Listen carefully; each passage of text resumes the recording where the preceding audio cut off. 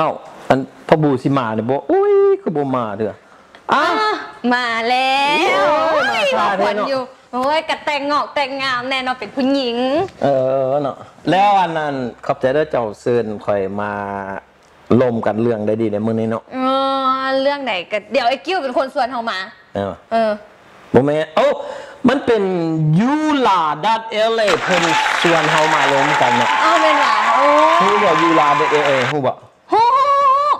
มันเป็นบอลที่ว่าเขาเจ้าขายเครื่องขายเงินขายรถแล้วก็ขายเครื่องอิเล็กทรอนิกส์แล้วก็เครื่องออนไลน์อย่างทันเด้มันบอกแม่นถูกต้องเนาะเพิ่นสิจัดงานไว้ๆนี่วันที่1วันที่2เดือน3เดือนมีนาเนาะนะงานอีหยังงานก็คืออสั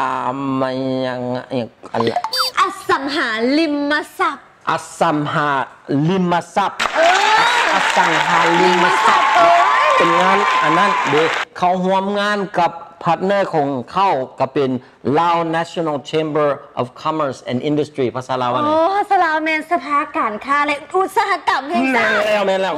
เขาเป็นพาร์ทเนอร์นะจัดงานนี่เนอะสมพอเลยป้าคักเทแล้วเขาอยากไปของห่วมได้บอกได้ป่ะได้มันเป็นงานได้ดีเนาะสมมติว่าเจ้าเป็นสมมติว่าคอยเป็นคนลาวเนาะคอยเป็นคนสมมติว่าเจ้าเป็นคนลาวเจ้าเป็นคนลาวเนาะเป็นคนลาวสมมติเจ้ากับพัวเจ้ายังไม่ได้แต่งเถื่อนเนาะแต่ว่าสมมติว่าแต่งงานแล้วเนาะหากแต่งงานจะมีเงินในนั้นจะไปซื้อเฮือนเนาะจะไปเข้างานนี่นะแห้งดีเลยหรือว่าบ่มีเงินก็ได้บ่เป็นหยังเจ้าเข้าไปเบิ่งเฮือนเบิ่งแบบเฮือนลมพวกธนาคารเรื่องซื้อเฮือนพรก็ได้นะบ่ต้องมีเงินเนาะบ่มีเงินก็สามารถใช้พรได้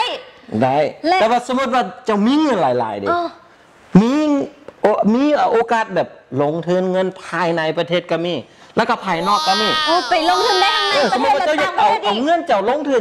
อยู่ต่างประเทศก็ได้อีกสุดยอดหลายถ้าเขาบ่มีเงินจะเข้างานนี่สิบ่เป็นหยังค่าเข้างานกับฟรีเลยคุณต่อไปเวลาแล้วก็มีลุ้นหักสูงดีอีกลุ้นหักของรางวัลนี่ก็เห็นกระเจ้าแต่อย่าลืมเดี๋ยวสิเบาเรื่องอีกนิดนึงเพราะว่ามันอันนี้เป็นเรื่องสำคัญเนาะเพราะว่าเขาไปร่วมงานนี่นะเขาสิเขียนเรื่องอสังหาริมท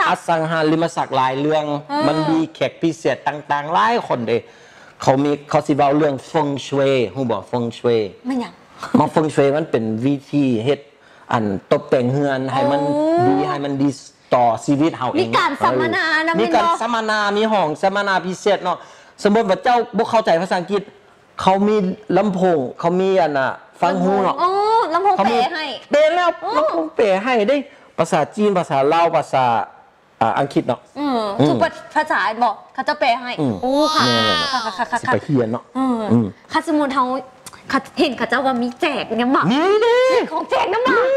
แจกยังล่ะแจกปียอนแจกห้องแฮมแจกเสื้อยืดกับงานนี่เนาะแจกไปเที่ยวน้ำเป็นบอกโอ้ยไปเที่ยวเนาะแจกไปเที่ยวไปเสนอคันเราได้แล้วเขาไปเที่ยวเนาะคันสิได้ลงหับส่งเนาะเฮ็ดจังได๋ก็ง่ายเนาะต้องได้ทะเบียนงานนี่หรือว่าไปร่วมงานวันที่1วันที่2หรือว่ากดไลค์กดแชร์กดไลค์กดแชร์ก็ได้รู้มาอีกก็ได้กดไลค์กดแชร์ก็ได้เขาอยากได้เสื้อแบบนี้ได้ซันกดไลค์กดแชร์แล้วก็แล้วก็ได้อีกเป็นบอกก็ได้ละได้พี่ยันไปเที่ยวอีกเป็นบอกก็ได้ลุ้นหับซุกได้ลุ้นหับโซอีกแม่นสั้นเฮาซีซ่าสั้นเฮาสิกดไลค์กดแชร์แล้วก็ไปเนาะไปเที่ยวไปตอนนี้เที่ยวบ่ทันไปลืมโทรศัพท์